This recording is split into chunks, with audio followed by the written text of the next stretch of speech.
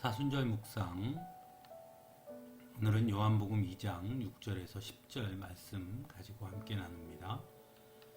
그런데 유대 사람의 정결 예법을 따라 거기에는 돌로 만든 물 항아리 6이 놓여 있었는데 그것은 물 두세 동이들이 항아리였다. 예수께서 일꾼들에게 말씀하셨다. 이 항아리에 물을 채워라. 그래서 그들은 항아리마다 물을 가득 채웠다. 예수께서 그들에게 말씀하시기를 이제는 떠서 잔치를 맡은 이에게 가져다 주어라 하시니 그들이 그대로 하였다. 잔치를 맡은 이는 포도주로 변한 물을 맛보고 그것이 어디에서 났는지 알지 못하였으나 물을 떠온 일꾼들은 알았다.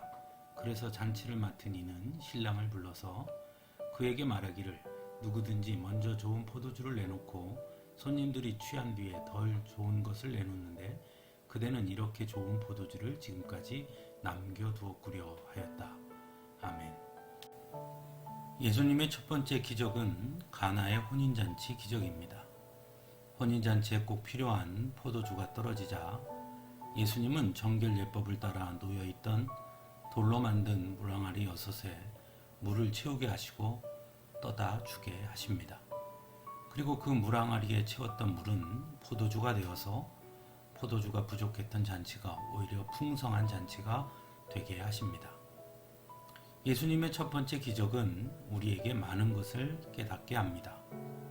먼저는 부족한 것을 더 좋은 것으로 채우셨다는 것입니다. 예수님의 공생의 사역은 언제나 부족한 것을 더 좋은 것으로 채우는 사역이었습니다. 병과 장애로 고통받는 이들에게 찾아가셔서 단순히 병과 장애를 치유하시는 것으로 그치지 아니하시고 오히려 더 좋은 것으로 그들을 채워주셨습니다. 그래서 치유하신 후에는 평안히 가라 말씀하시고 구원을 선포하십니다.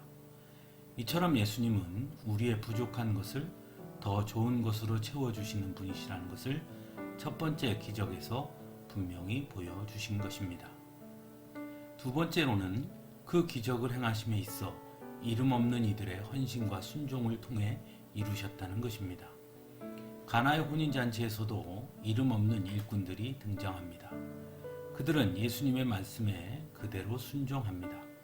그래서 물 항아리에 물을 채웠고 떠다 주라 하셨을 때 그들은 그대로 행했습니다.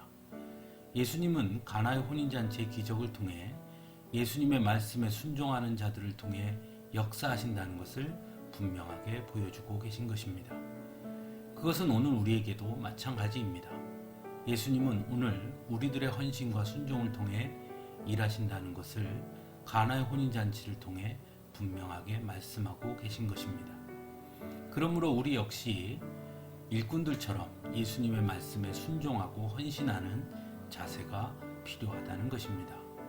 세 번째로는 변화입니다. 예수님은 너무나 흔한 물을 가장 맛있는 포도주로 변화시키십니다. 이처럼 예수님이 계신 곳에서는 변화가 일어납니다. 너무나 볼품없던 어부들이 예수님을 만나 제자가 되고 사도로 변화됩니다. 세리 삭개오는 예수님을 만난 후 그 이전과는 전혀 다른 인생을 살게 됩니다. 우리 역시 마찬가지입니다. 우리는 모두 죄인입니다. 그러나 예수님을 만나면 하나님의 자녀가 되는 것입니다. 우리는 마치 흔한 물처럼 그저 아무것도 내세울 것 없는 평범한 사람들입니다. 하지만 예수님을 만나면 세상을 변화시키는 하나님의 일꾼들이 되고 사역자가 되는 것입니다. 네 번째로 예수님께서 물을 포도주로 바꾸신 그 기적은 다른 사람들은 알지 못한다는 것입니다. 즉 예수님께서 기적을 베푸신 것은 스스로를 드러내고 자랑하기 위함이 아니었습니다. 그럼에도 불구하고 그 기적은 잔치에 있는 모든 사람들에게 기쁨을 주었습니다. 이처럼 예수님의 일하심은 예수님을 알지 못하는 이들은 알지 못합니다. 그래서 사도 바울은 고린도전서 4장 1절에서 사람은 이와 같이 우리를 그리스도 일꾼이요 하나님의 비밀을 맡은 관리인으로 보아야 합니다 라고 전하고 있습니다.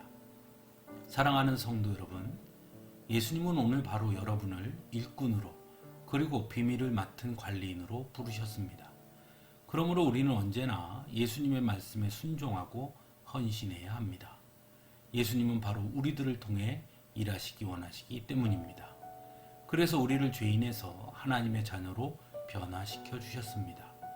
예수님은 우리들을 통해 세상을 더욱 복음으로 풍요롭게 하시기를 원하시기 때문입니다.